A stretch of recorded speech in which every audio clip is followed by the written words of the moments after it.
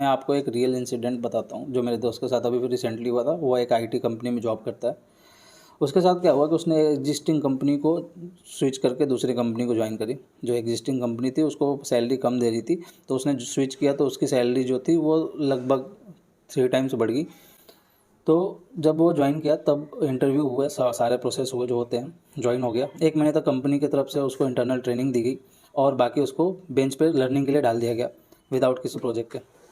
After 1 month जब उसने पूछा तो उन्होंने बताया कि अभी प्रोजेक्ट ऑन गोइंग है, प्रोजेक्ट आएगा, आपको प्रोजेक्ट में डाल देंगे, आपका काम स्टार्ट हो जाएगा।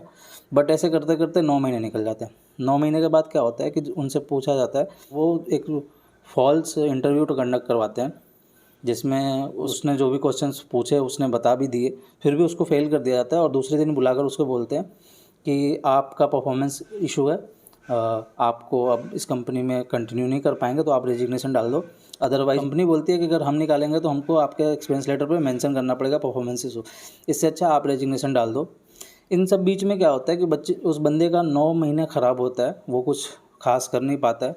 उसका जो प्रैक्टिकल प्रोजेक्ट्स जो वर्किंग होते हैं जिसमें लर्निंग मिलती है वो तो उसका हो नहीं पाया।